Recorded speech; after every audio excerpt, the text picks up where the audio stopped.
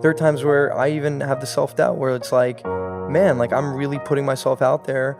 Most businesses, most startups fail, so it adds that level of pressure, but also for me, dude, just hunger and tenacity to actually prove everyone wrong and just stay alive and make this thing happen.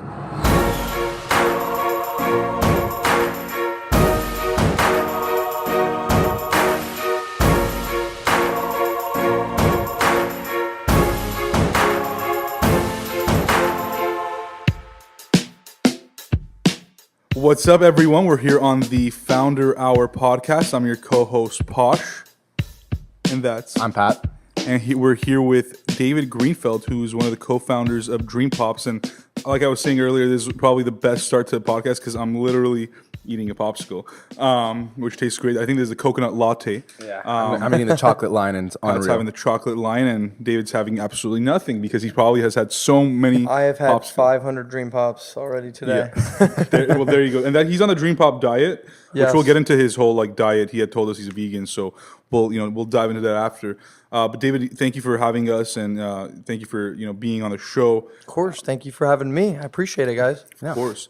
So just to kind of get our listeners to understand you better, why don't you tell us a little bit about yourself and how you grew up before you even kind of got into these business ventures? Yeah, absolutely. Happy to. So I'm born and raised in Los Angeles. Kind of childhood in terms of how we got into the popsicle game because it's a little out there. Mm-hmm. Grew up here, grew up in Encino. Luckily have a couple parents who are both entrepreneurs in their own right. So just constantly been exposed to hungry, passionate, loving parents who've really just always celebrated that desire to build and create. When I went to in high school, I was constantly just trying to come up with new ventures, new ideas. At one point, I was in the hip hop game. I was doing a little rap. You were the hip hop artist? I was a hip hop artist. Wow. Yeah. Can you give us something? Maybe we put a little beat on. I could spit a little freestyle at some we'll point. But always just about really creating and embracing that creativity. Mm-hmm. Went to Berkeley, and up there, I actually started a couple businesses. So this is probably the fourth business that I tried and learned a lot in those pursuits.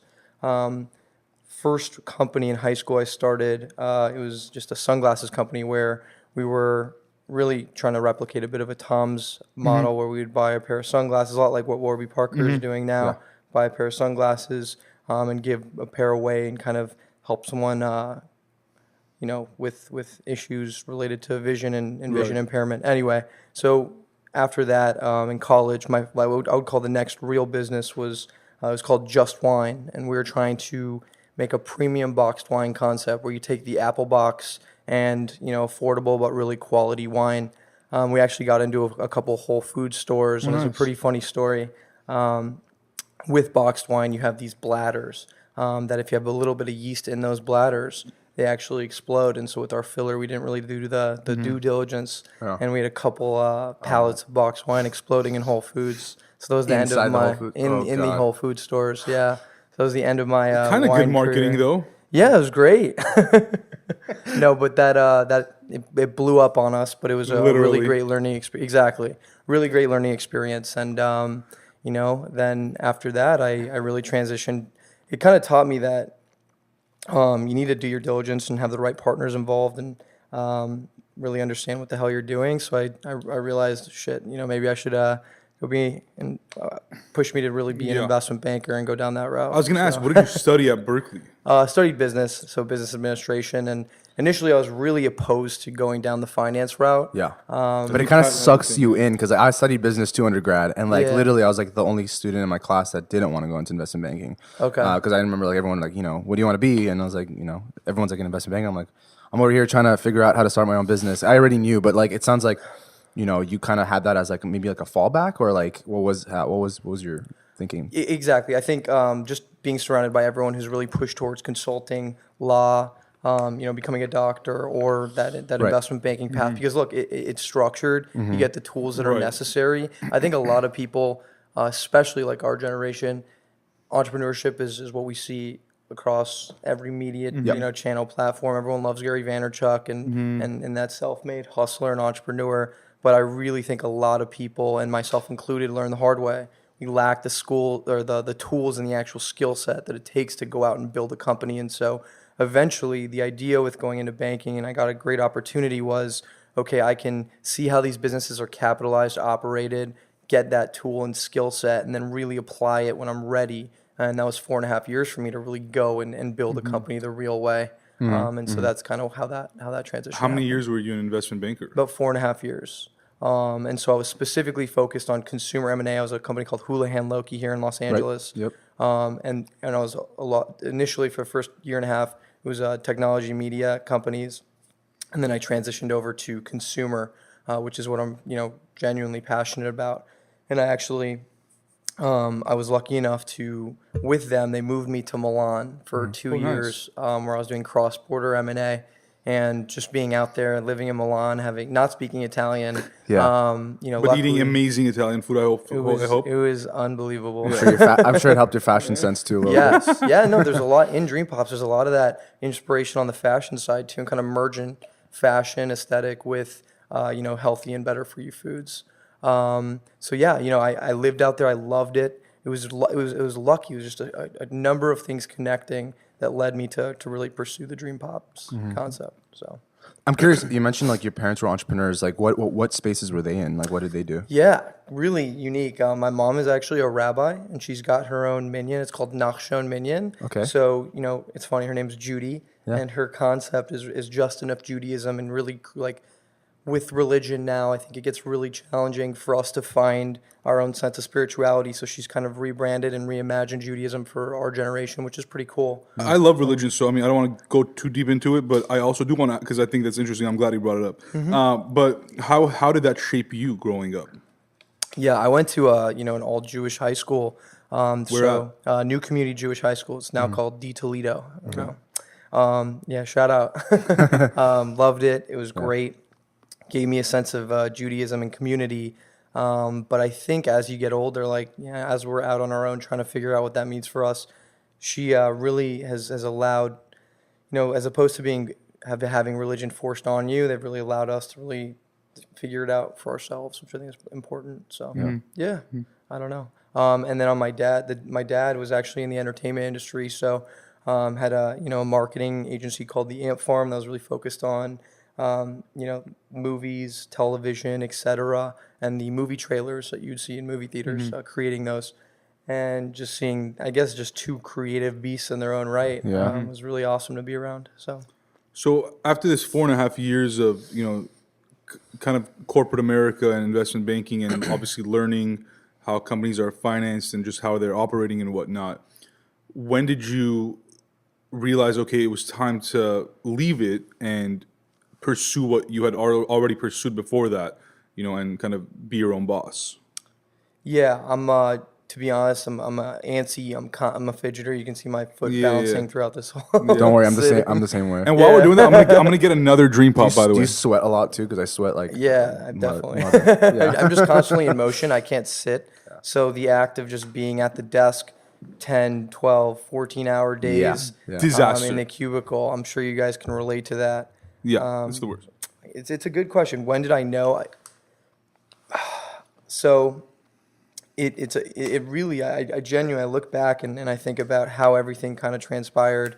It started with a trip that I took when we went to, a few of my buddies going through a little bit of a tough time. And my buddies were like, hey, I think we should go on this trip to Cartagena, Colombia.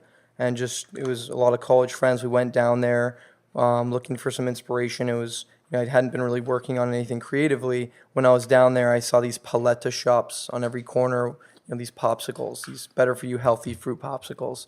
And I'm a huge fan of Press Juicery and Juice Served Here and Juice Press and all those respective businesses. Saw what was happening with the boom there and just started to get really obsessed with paletas and popsicles. What's a paleta? A paleta is just a Latin American term for a popsicle. Got it. And they're amazing. They're typically all fruit, really refreshing, and they have these stores and shops and carts that are really all over the place. Right.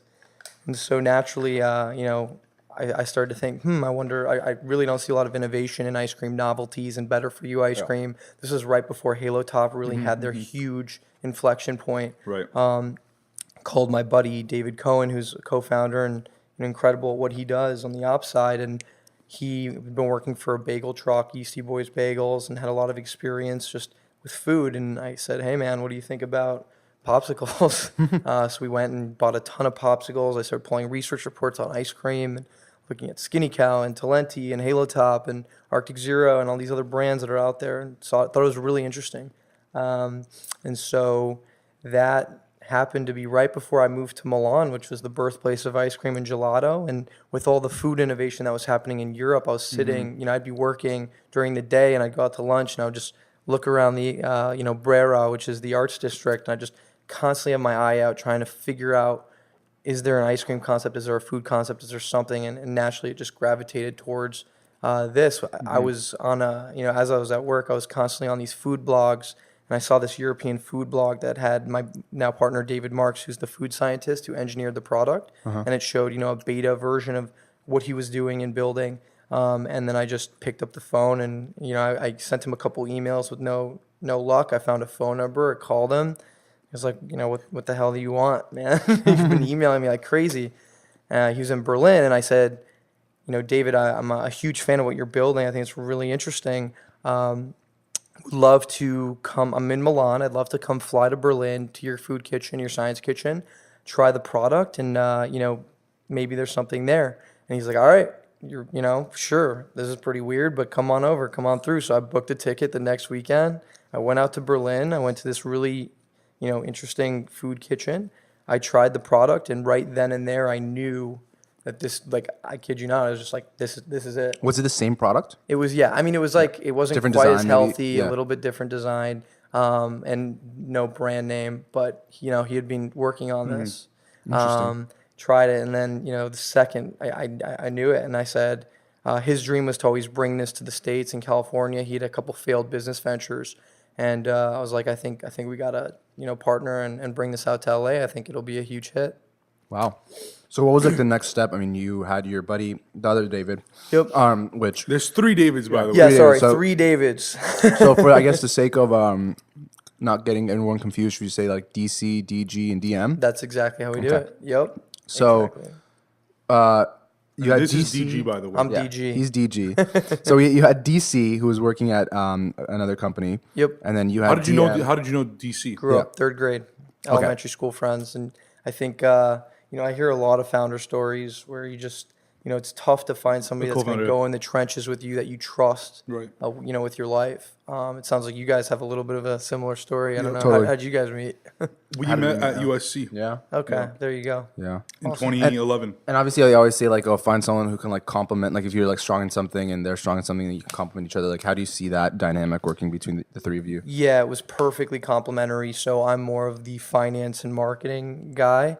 But when it comes to actually making and creating food, David Cohen has made locally every single Dream Pop that anyone's made. That's hundreds of thousands of Dream Pops. Yep. We have an assembly line, a fully specialized manufacturing process, team of about 10 people that are doing it with him. But, he actually worked underneath David DM, who's a food scientist, for 3 months, flew out to Berlin and actually learned and studied underneath him. DM actually studied underneath Juan Amador, who's our advisor, who's a 3-star Michelin chef. Yep. So effectively, we're taking this brain trust of food innovation that's happening in top Michelin-starred kitchens and bringing it to the masses via our first product, the Dream Pop, and hopefully other plant-based desserts to come.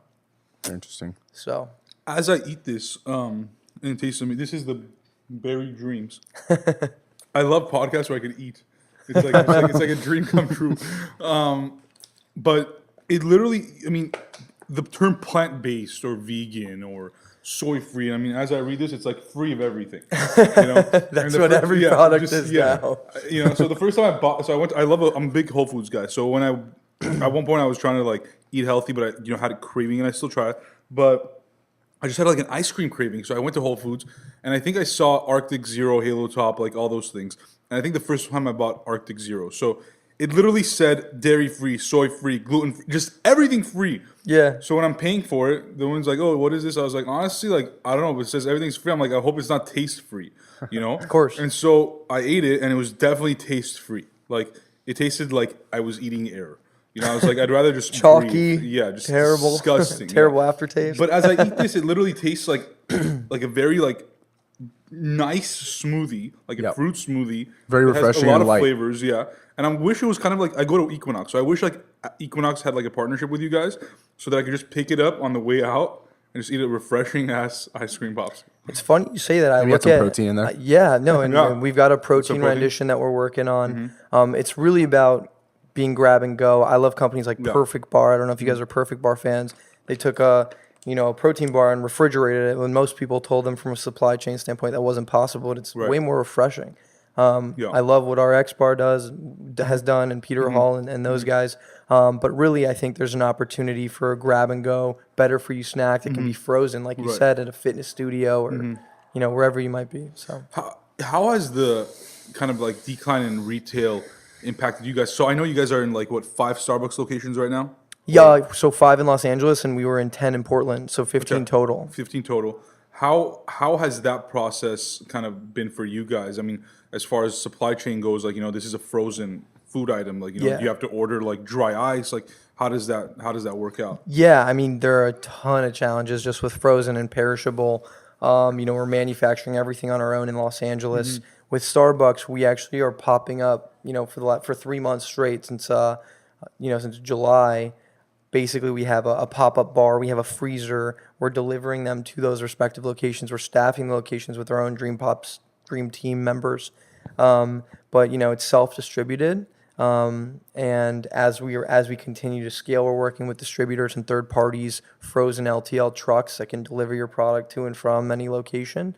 And we actually are, one of the first, or a number of ice cream companies doing it, but we sell our product online direct to consumer. So you can go on dreampops.com, buy a 10-pack, and we ship it nationwide to your doorstep. And we use, a company called Vericool and a few other packaging alternatives that, they use styrofoam alternatives, so they're green.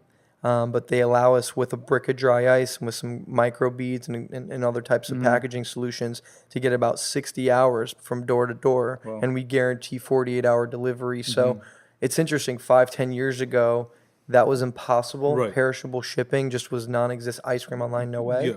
Yeah. But as technology improves, logistics improve, there are new carriers out there that are offering cost-effective solutions. I mean, I'm 100% bullish on the fact that frozen and perishable is going to be a readily available and affordable product online. I'm curious. Like, at one point, did all three of you like leave your full-time jobs? Like, when was that realization? Like, this is going to be a big company, and we need to, work on it full time. Yeah, so DC took the leap first, and I have to give him so much credit because it took me a lot longer to actually jump in. He jumped, 2 years ago, so he's been full time for about 2 years now. I made the foolish but necessary decision to be both an investment banker and to try and have that side hustle. Was it because you didn't want to leave that money behind? I mean, like it's a lot of money. It's a lot of money. Security. I'm guessing you were sleeping like 1 to 2 hours a night. It was ridiculous of my schedule, and it's hilarious. I was 9 hours ahead, right? Because I was in Milan, so I would have my full work day. Oh man! And then luckily, I'd be done, and LA would be coming behind. But I'd go home. I kid you not, I'd work maybe like 8 a.m. in Milan to about 6, 7, 8, 9, whatever it was. Obviously, I'd have my late nights as well. I'd go home around 9 or 10, and then I'd work from 10 to 3, 4 in the morning, and just get on a conference call, Sounds talk like to my Pat. partner in LA. I don't know. Yeah, how did you like? I mean, did you like burn out at some point? There was a certain point where, and David can tell you, DC can tell you, I was just exhausted, not taking care of my body, and I think it hit a certain point where I had to quit because I just couldn't do it anymore. But that's the hardest part with the first 6, 12, 18 months of starting anything. I'm sure when you guys were doing your first podcast, even, everyone has an opinion. Yeah. The noise, the crap. Yeah. I mean, I had a lot of colleagues that were like, "You're gonna go start a popsicle company,"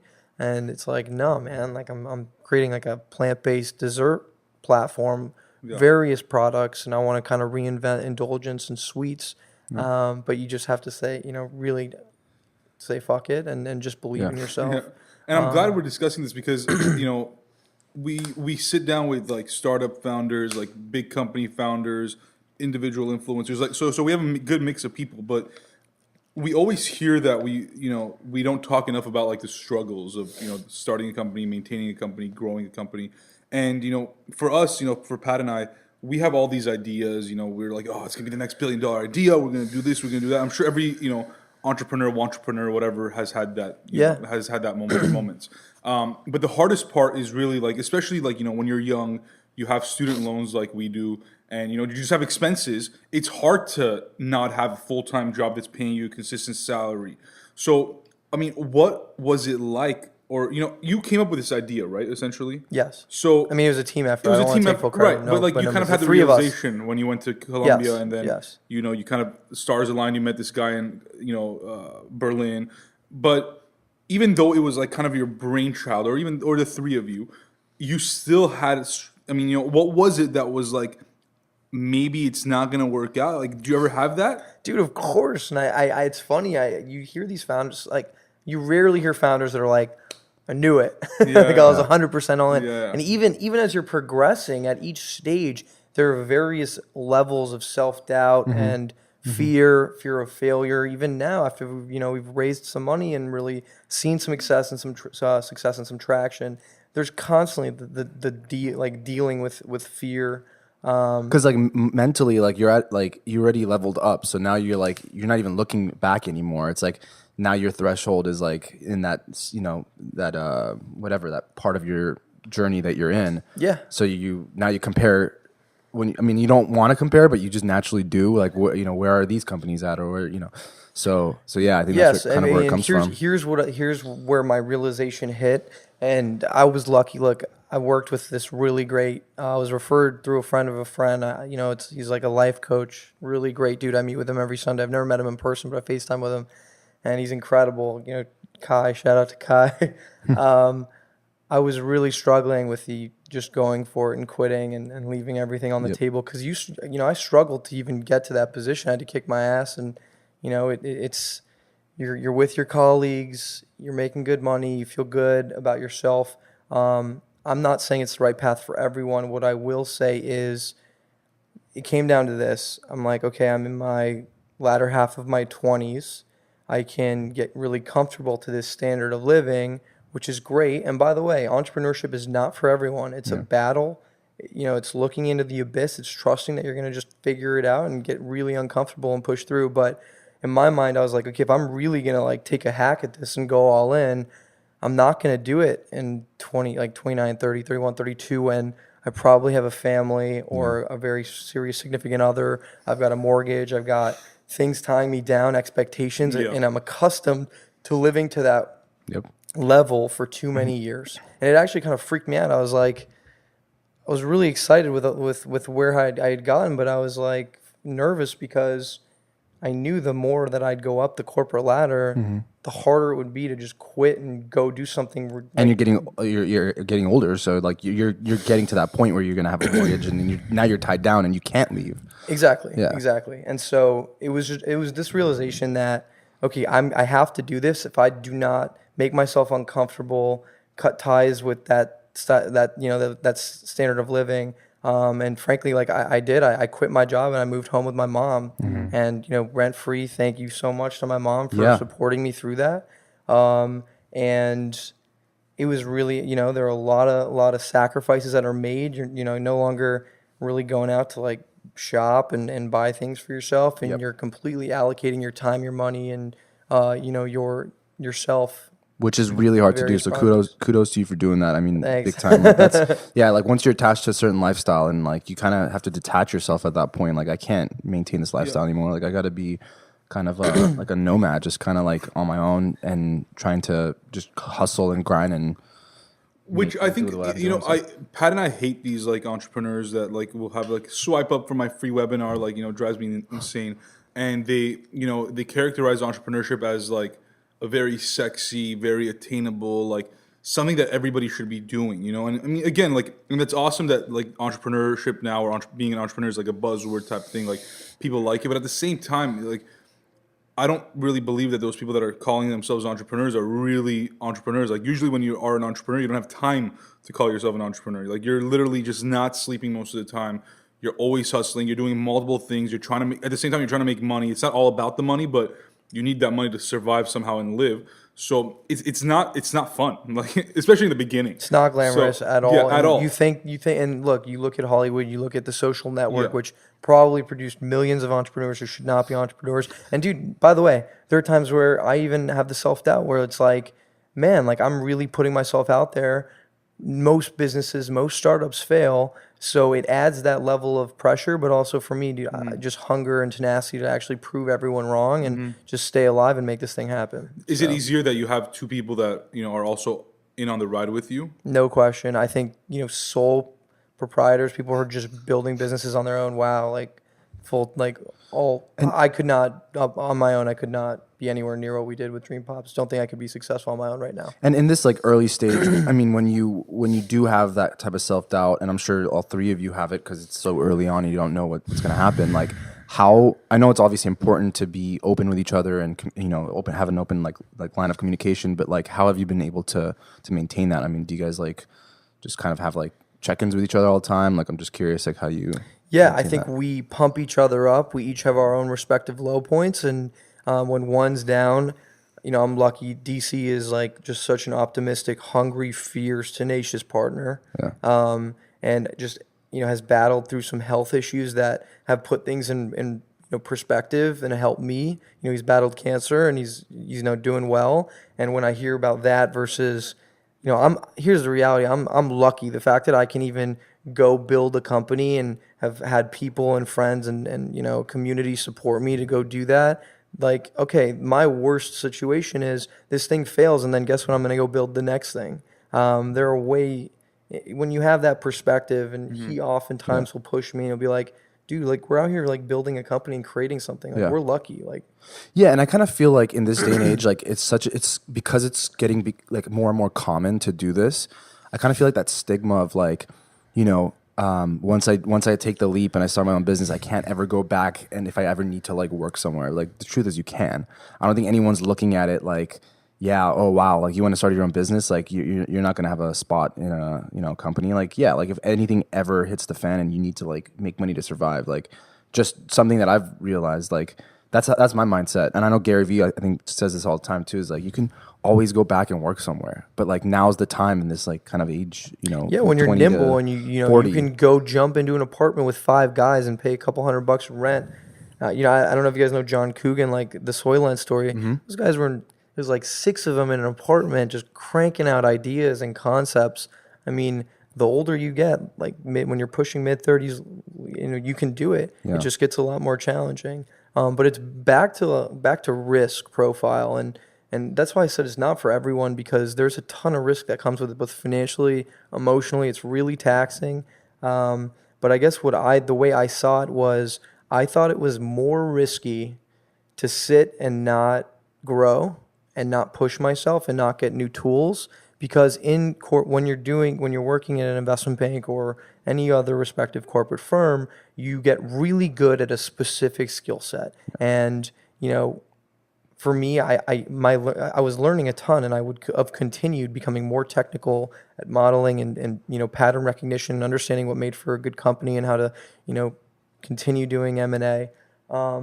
But I mean, the fact that you were able to be there for 4 years is big, because I know like a lot of people burn out after like 1 year. So no, it was a great experience, and that's why I think if any entrepreneur asks for advice on my end, I think you have to go work for a big company or work for an entrepreneur and get a skill set before jumping in and taking that leap, because you have to, like, if everything goes wrong, what skills can you provide? What value can you create? And you just need to make sure you invest in yourself in that regard. Because when starting a business, you're not focused on one area anymore. Now you're focused on everything, so you're spreading yourself thin. And even though you learn a little bit about everything, you don't really have that one thing to be like, yeah, like I'm that person. Like that's what I could do. Exactly, and you also really like self-awareness is so crucial in understanding what you're getting yourself into. And if you have to love the industry. I knew, because I had always been, the people I look up to, I look up Howard Schultz as kind of like, number one in terms of who You I guys have look. a kind of a similar story. I mean, he went to Italy too. That's where a lot of the inspiration went to even go there, man. When I got the opportunity, I just like, they just opened their Starbucks in Milan. It's incredible to see that come full It's circle. the reserve one, right? Yeah, it's it the looks roastery. exactly like the one in Seattle. Yeah, exactly. The Just roastery is called, sorry, the roastery. the roastery. The Yeah, roastery. yeah, Sorry, exactly. not the reserve. Yeah. It's funny. There are a lot of these stories. Like you look at Blake Mykoski went to Argentina and found the shoes.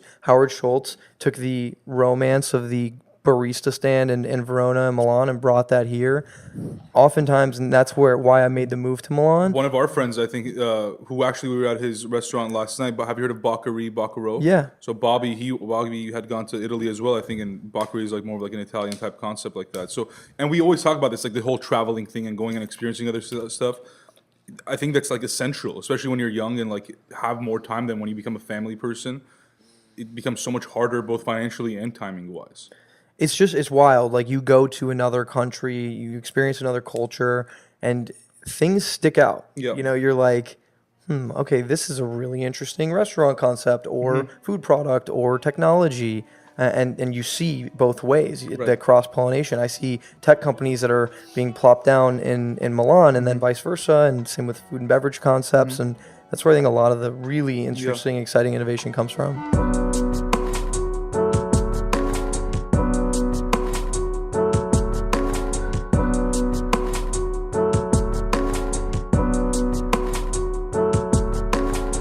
So, going back to kind of like the getting the start with Dream Pops and getting it off the ground, like, what were those early days like? Like, obviously, from taking it from like DM's formula to making it a mass-produced product company. Totally. So when we first went to market, we're 3D printing these molds, and we thought that the biggest, the excitement behind it would be the 3D printing technology. Yeah. And the more and more we kept pushing that, what was lacking was, okay, if we were constantly printing new shapes, we're going to lose an identity. How are people going to know what a Dream Pop is if it's always changing? And so we had this shape that, we've actually have a design patent on it, and it's kind of our Nike swoosh. Yeah. Our tagline is anything is popsicle. So you can be ever changing. Possibilities are endless. Go after, effectively, really in this product, there's a lot of like embracing that entrepreneurial spirit and going after that dream, which I can just tie down to what gets me excited to wake up every morning and go after this. But as we kept pushing through, what people really wanted was a healthy, better for you snack. We really focused on the vegan and plant-based angle, the shape, the beauty of the shape, the aesthetic, merging fashion with food, and really trying to reimagine vegan products for our generation. And we thought, okay, if we have this one shape that's really unique and differentiated and people see it, they'll remember that's Dream Pops.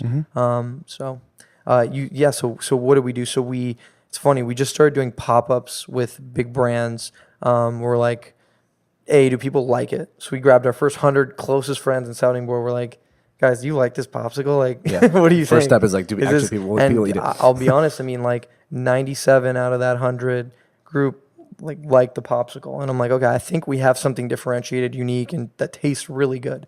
So first our closest network loved it.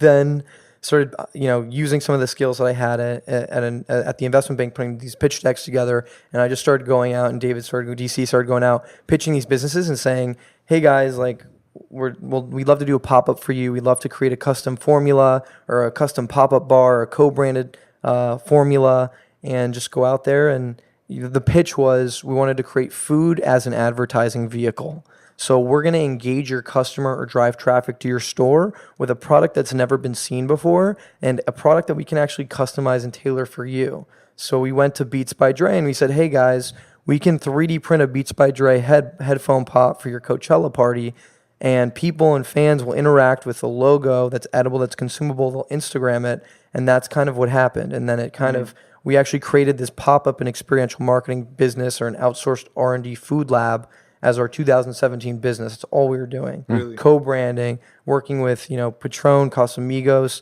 Don Julio, Diane You von guys put Furstenberg. Casamigos in the popsicle? Yes. So we also have Dang. the ability to infuse, rosé, Now we're talking. tequila. Yeah. Now we're talking. That's been great, and that's a fun avenue and part of it. But as I said, some of the other partnerships and collaborations, we did something with Bumble, Yep, saw which that. was their a Saw that. custom limited edition flavor called the Passion Jackie, with a co-branded tray that you could only get for National Ice Cream Month. And it was cool. We did pop-ups in San Francisco, Los Angeles, and Austin, co-branded pop-ups. And in the app, they actually shot out to people saying, "Hey, break the ice. Go to one of these pop-ups. Grab a Dream Pop." And a limited edition release. And it was a really interesting way to bridge digital with in real life experiences and a co-brand Yep. across omnichannel, Right.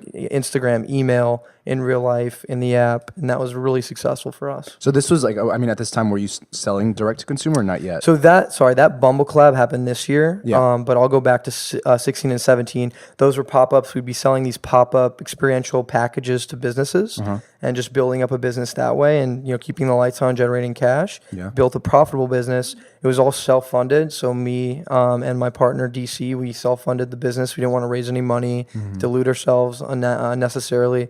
I think a lot of entrepreneurs are just like, I have this idea, I have to raise money. Yeah. So There comes a time, like, obviously, where you need to Yeah. scale and stuff to do So it, we yeah. self-funded through August 17. Then we brought in a couple angels. Yeah.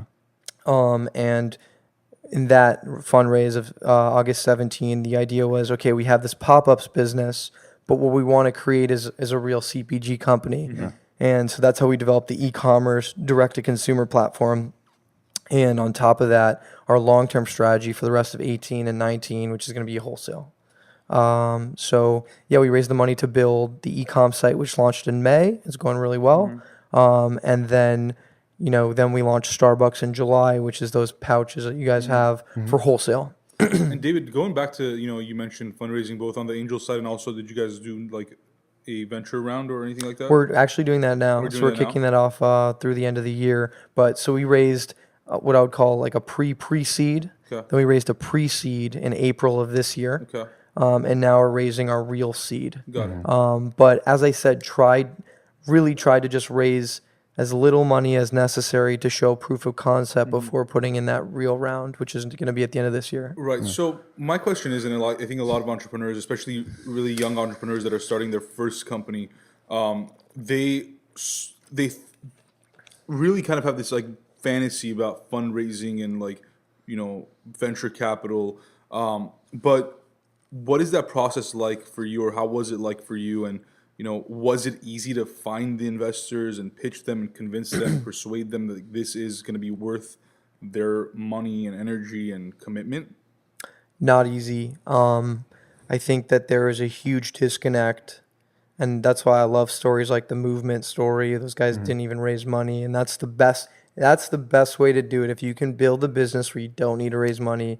I don't know what this romance is with raising money. It's like added pressure, loss of creative control, dilution. Well, right now there's so much money out there. It I seems. know, and it's a problem. But I That's an think, issue. and our second episode was with Eric Oberholzer, who founded Tender Greens. Yeah. And Great guy, love him. he's Awesome. a fantastic guy. Have you've met him, right? Yeah, he's awesome. He's like the coolest person. And he told us that he started Tender Greens while it was like in the recession years, like 08, 09-ish. And he was talking about the fact that a lot of you really know the strength of a business if they start in a time like that. Yep. And they're True. still surviving. And I think that's similar to like those that are raising money versus not really raising money, is that they're able to just kind of stand on their own legs, and it doesn't matter like what the economy is looking like. They just know that they have a great product or service. They know how to put it out there. They know how to outreach. They know how to market, and they're just gonna kill it regardless. And it sounds like that's kind of the path that you've been wanting to take with Dream Pops. For sure. And look, I will say for our business and consumer businesses, specifically in food and beverage, they require a lot of money to really make happen, to scale into grocery nationwide, to have real distribution, to have the right third-party manufacturers and co-packers. But the biggest problem, or like founders do have, is if they do have access to money, just not really thinking through the business model and thinking that throwing money at problems will solve issues. Realistically, if you don't have a foundation of a business model that works, money's not going to fix anything. So back to your question, was it easy? No. I think the fact that I was an investment banker and understand finance helped, because investors didn't think I was, just gonna be irresponsible from a spending perspective, and really hone in on the fact that we had 4.5. I had that 4 years of experience, and my partner DC had experience working at a food startup and in food and beverage. That helped us with the raise. So having the principles and experience in those respective categories helps. So how does like one stand out in obviously like a crowded CPG space? I mean, like obviously like if you want to like narrow it down to like your specific industry, no one's really doing it like you guys are doing it. But when just a normal person obviously hasn't heard of Dream Pops and kind of like walks into a store like a Whole Foods and sees it, like is it like a branding thing? Is it everything outside of the store that before they even get to the store they need to know about it? Like how does one kind of stand out? So from day one, we knew that if we just took Dream Pops to a grocery store without the branding, marketing, community, it would die on the shelf and we'd go out of business. I've been to a lot of these, Expo West, a lot of these respective trade shows We where. were there just this Oh, past really? year. Yeah. Were There you you guys go. there? Yeah. We didn't have a booth while I was Okay. walking. Yeah. I think a lot of companies in the space are really focused on getting that Whole Foods contract, that Target contract. Not that they're wrong by any means. It's really important, and to be a successful business in this space, you need to. But it was interesting because we were asking a lot of founders about their direct-to-consumer strategy and if they had an e-commerce site, and a lot of them don't. And that's an entirely different business model. And if you invest in it first, I was like, okay, let's create a digitally native food and beverage brand. Let's invest in content. Let's create a community. Let's create I'd call it like Hype. an omnichannel force, effectively a world, like a lifestyle brand, as opposed to just throwing something on a shelf. Right. And doing these pop-ups, getting into the community, meeting other brands, having people know who you are, what you're about, what you stand for, and then if you can prove that you can sell to your customer and communicate with your customer directly and have the data to show it, then you can move into the mass channel, and customers will walk in the grocery store and they'll be like, oh, I've eaten a Dream Pop before at this event, or I've heard of them, or I've seen the content they create, or I heard it on a podcast. We have a vlog called Stick With Your Dreams where we're interviewing other founders who are going after their dreams, and just trying to create. I love what Bulletproof and Dave Asprey's doing. Yep. They have a podcast. They have Yep. Fitness studios. It's And we'll have him on the easy. podcast. I think as Tom well. Billieu does this too with I love Yeah. Quest Nutrition. Quest and He's Impact a Theory great and- example. Yeah. They're creating powerhouses, lifestyles, and frankly platforms for learning and joining a community. I think what's hard just with the e-commerce model and in the CPG space and food and beverage in general is obviously this like recurring thing where it's like, people aren't used to having like a recurring subscription of like food or anything like that, unless it's like a meal plan or whatever. So I think, it's like, it's kind of getting to that point where, it's becoming more normal. But I guess like in the case of Dream Pops, how do you get someone to be that recurring customer? It's a good question and something we're still trying to figure out. We're working on a number of additional products. I think the 10-pack that we sell online, our biggest challenge is shipping, how expensive shipping is. It's a great gift, healthy, better for you gift. And so attacking the gifting market is one interesting strategy, and that's been helpful for us. I don't necessarily, we are launching subscriptions. So being able to have a nice, like you go for a workout or a run and you have an indulgence that you can feel good about that's portion controlled. A big reason people love Halo Top is, you can eat the whole pint. And when just being in Europe and being exposed to the reason everyone is so fit and health, like a lot of people are healthier in Europe is because of portion control and real, authentic, good ingredients. And so having that type of a value proposition for us too. You eat one Dream Pop, it's less than 100 calories. It's all real food and real ingredients, no additives or stabilizers. You're going to eat it, you're going to indulge, you're going to feel good, but you're not going to have any guilt. I mean, and I saw that like Halo Top recently is going into retail. Is there any plans, or are there any plans for Dream Pops to be more out there in terms of like a physical space? Because I know you said you guys were doing the experiential stuff, which I think is amazing, and I think that's kind of like in terms of retail, I think that's going to be the next kind of wave. Like Warby Parker, I think has gotten it down very well. But besides that, retail is kind of dying. how do you see, Dream Pops being in the retail space if that's in the plans? There's no question. We have this like vision for what the brand would embody from a brick and mortar perspective. I think we just have to be nimble. I've seen a lot of concepts, especially in Yep. LA, right? Yep. How many like really great, beautiful restaurants or shops have opened Yep. that just can't pay the rent in Nope. those, really Yep. expensive locations. Yep. So there's no question that eventually it will exist. It's just being patient. Even with Halo Top, they were around for 5 years before they even like explored a brick and mortar location. I love their scoop shops. I think it's amazing. Love what Warby does. Love what a lot of these digitally native brands. Andy Dunn from Bonobos was really pushing the fit shops. Eventually, we will create what that representation on a store level. But right now, just have to be nimble and spend the money a little bit more responsibly. I'm curious, is there like one thing that you would pinpoint is like the reason that just kind of gets you fired up? Is it like just the opportunity that you're seeing? Is it is it proving people wrong? Is it like, just kind of being your own boss? Like what is like maybe like one thing that really is, pushes you and keeps you going?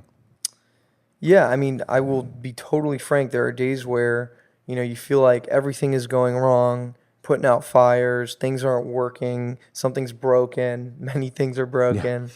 I think deep down what keeps really pushing me is it's in our tagline, which is why I just, I love it. And I'm addicted to creating and building, but the idea that anything is popsicle, that you can create whatever widget, vision, dream, concept you have, you can build a community around it, but also at the net level, you're creating a food product that is making people healthier and better for you. And I'm just so long on the plant-based lifestyle, and I see the crap that's in grocery stores. So the fact that I can stand behind something, it's, right now, yes, it's a premium product and it's not cheap, but we're bringing the price down. The goal is to eventually make this a far more affordable product than it is online because of the shipping cost. That's the only way we can build a margin. And the idea is, okay, net, are you doing something that's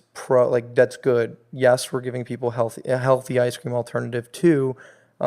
If there's if this, hopefully, this is successful, and if in any way, shape, or form it can touch someone else or inspire someone else to go after their crazy idea and believe that they can, pursue their dream, or that anything is popsicle, then, then that's a huge win. So Love it. I used to ask a question to most of our guests, which was, and it's funny because the question was, if you could create any flavor of frozen yogurt, what would it be? But now, I don't have to ask you that because you asked that question. I try to ask that to most people. Oh, but now we know. We have chocolate lion. We have. But if you were dreams. to create yet another, flavor of the Green Pops, just something just out of this world. Somebody gave us the answer that was gasoline, the gasoline smell. He said something But, that you can smell that smells good, but you can't taste, and then we're like, oh, like gas. And he's like, or like a new bathroom smell or something. So what New would car that smell. be? Just something out of this world, just crazy that might work. Wow, that is an interesting question. See? Out of this world scent. You took new car smell. It doesn't have to be out of this world smell. It could be somebody gave us seaweed as an answer. Okay. Somebody gave us tequila. Yeah. We've done that. No, I'm joking. Yeah, you've done that. Let's see. What would be an out of this world flavor? I should know the answer to this. I don't want to cop out because I just had banana bread as an ice cream flavor. Yeah. So that's where my head's going right now. Yeah. Some sort of a vegan banana bread. Yeah. And so we talked about it in the beginning, and you said that you've recently been on the vegan lifestyle. What inspired that? My sister's on that now. A lot of friends I know they watched that What the Health documentary. Yep, I'm sure. Which I refuse to watch. Don't watch it. Yeah. So what inspired you, and how has it impacted your life? And Yeah, I think I can't say I've always been a diehard vegan by any means. And for me, I watched a lot of these documentaries, did a lot of research. I just needed to cut down meat from my diet, which over the last few years I had been, and I started to feel a little bit better. And then I just last year, at the tail end of last year, I said, man, I really wonder. I was talking to one of my buddies who also is vegan this year, and he's like, dude, I think we should just do this. Let's give it one full year and like stay true to it. I also, part of me was like, man, I'm really, we have a vegan product and brand. I want to be authentic to it. And I genuinely believe when you eat less meat, you will feel better. And I want to kind of use it as my own science project. And I'm since doing it, feel really clear headed. The biggest challenge is you have to be really disciplined with your diet and make sure that you're eating the right foods, and that, you're really following, a disciplined approach and getting the right nutrients, because oftentimes you can get fatigued if you're completely removing fish, chicken, beef, etc. Even like chemically imbalanced, like at some point. If Yeah. you're like really like strict Absolutely. on yourself. Yeah. But no, it's been great. I really don't plan on eating meat again. Really? I will say I was fatigued for the first few months, and I might be, eventually. What's great is there's Impossible Foods, there's the Beyond Burger. Yeah. They really are tasting better and better, and Yeah, I'm it tastes blown great, away. honestly. So what about? Would you guys ever go vegan? I don't. That's tough. That's tough. What's your- that's like what's as the big of a hardest thing to challenge as give I up? can imagine. You for know, I myself. think a lot for me the hardest thing to give up is probably like cheese and like meat. But at the end of the day, like I recognize that they're not good for you, and it's really like a mentality more than anything. Like if you just have to set your mind. Like when I first started, Pat knows, like 2.5 years ago, I hadn't even seen like inside a gym. Like I was at 270 pounds. Like I was like I need to lose weight. Like I don't feel good. I don't like feel healthy. I don't care about what anybody else thinks. I just want to feel better. And I went to the gym and I was eating significantly better, dropped like 40, 50 pounds. And so, and that was all mentality. That was like a mindset shift as opposed to like anything else.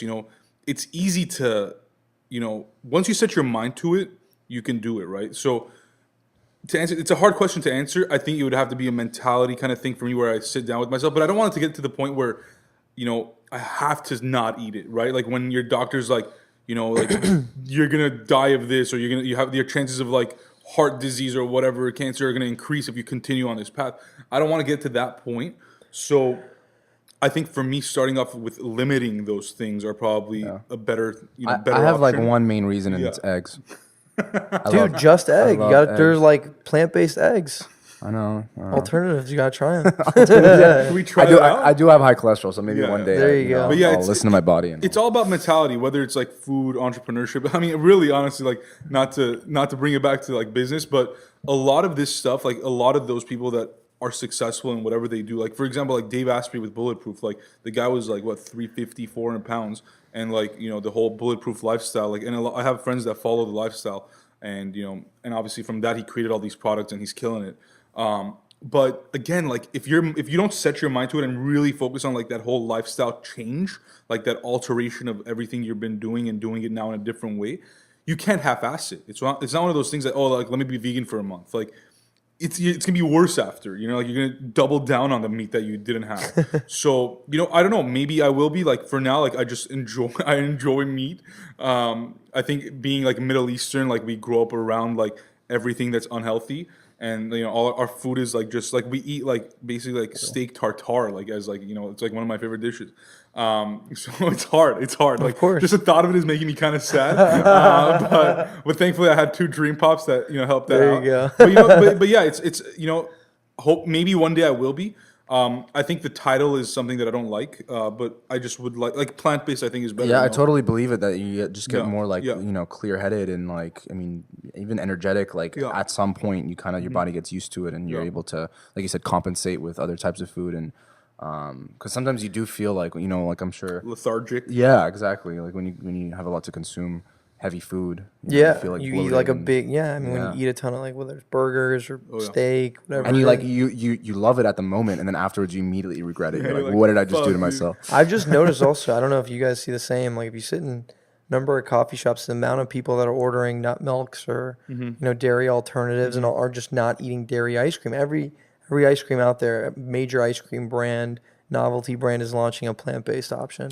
Well, and so before I was working where I'm working now, I was doing like hospitality consulting, and one of the things that my boss would teach me and like would like really like practice and preach, both practice and preach, was new companies that when we would work with like new startup companies that were either launching a product or restaurant, if their menu wasn't like at least 30-40% plant-based, we wouldn't work with them because like that's just not the future. Like the future is going to be plant-based. Like I think like probably in the next 10 years, I wouldn't be surprised if 30% of the population is like vegan, vegetarian, or plant-based. And again, like because of technology, it tastes good. Like I've had like Impossible Burgers and Beyond Meat at Expo West when they first came out. I mean, it looks exactly like an In-N-Out burger. It's again like it's the fact that you're thinking like, oh, it's not real meat is kind of the weird part. Have you guys been to Monty's downtown in Koreatown? I haven't. Oh my God, it's unbelievable. It's all plant-based? It's the best vegan burger I've ever had. Really? Yeah. Well, we'll check. I mean, You guys again, should like check it out. I'm open-minded, so I'm not against it whatsoever. And I love the fact that like they're trying to make it like meat and more accessible to people that just have grown up on that. But it's harder for our parents' generation. I mean, they don't really like buy into that. They're just like, we've done this for the 60, 70 years we've lived. Like, we're gonna die doing that. You should see how many times when I sit down at the dinner table with my family, it's the first thing. So, David, are you still vegan? Yeah, exactly. Yeah. Because now I got to cook 2 meals, like from ourselves. Like, no sushi, really? No sushi? I'm like, Yeah, see, you know what I could pull off? Pescatarian. I could probably pull that off. Okay, there you 'Cause go. I could at least have like my sushi. But I've done it like during Lent and stuff. Like I'll give it like I've given it up, but it's hard because I just eat more carbs and like pasta, bread. I'll just of course. triple down on it. Yeah. So again, it's finding that balance, and I think that's applicable to everything. Like even like this podcast, like we find balance between work, other projects, this podcast. I'm sure between life and work and dealing with friendships, it's tough. Balance is like a big thing, and it takes practice to learn balance. I think like anybody that says that like, oh yeah, we have a great work-life balance is a complete liar. Like there's no way if you're building a company, there's no work-life balance. It's just work balance. And not to call it balance, but I'm like, what do you do like when you're not working? Just for fun, working out is huge for sure. Yeah. Not that that's like, I mean, it's been a big part it's of like your just mental staying like active. reset. Yeah. Yeah. I've got a morning practice, a little meditation in the morning to start the day. That's huge. For fun, I'll golf, I'll hang out with buddies, go to the beach. But right now, a lot of my friends are like, dude, you need to like, relax a little bit. So Yeah. I'm lucky. I have a lot of friends that are entrepreneurs. My buddy Cody just launched this. Cody Levine, he's got this really cool company called Twice. He started an oral care brand. I got a buddy Greg who's got an apparel company. I got my buddy Steve who's got Lokai, this bracelet company. that's him? Yeah, and he's actually a partner in our company. Oh, nice. And really, just I've been lucky to I have a bunch see- of Lokai bracelets. Yeah, amazing. Love it. Yeah. I love it. I've been lucky to, really see firsthand just various hungry entrepreneurs and who I can lucky enough just call close friends and just hanging out with them, sharing stories, grabbing drinks, shooting the shit, and helping each other out. That's So. the best. Who would you just kind of like wrap it up with this? Is like, who would you say is like your biggest inspiration in life? Whether it's like, I mean, business or just in general, like who you look up Biggest to? inspiration in life. Both of my parents, number one, no question.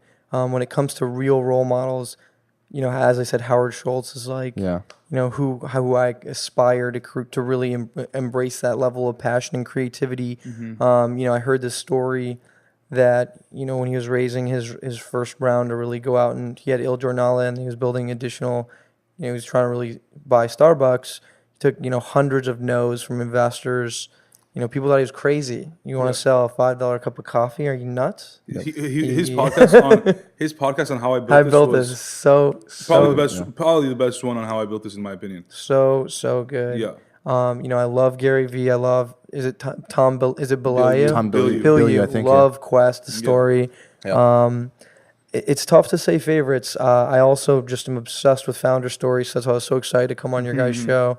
Constantly just, whether it's a founder playbook or just very, 0 to 1. The problem is, it's easy to get wrapped up in these narratives. Yep.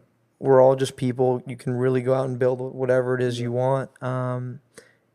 So what I will say is, while I do love all those books and stories, I do think too, just getting out there and making things happen is number one most important. Absolutely. 100%. Well, David, it's been a great pleasure having you on. Really excited to see the future of Dream Pops and what you guys end up doing. And I know it's you guys are just getting started, so we're looking forward to being on that journey with you and just kind of seeing where you're at. Awesome. Well, thank you guys for having me. I really appreciate it. It means the world. So thank you. Of course, man. Thank you. Thanks.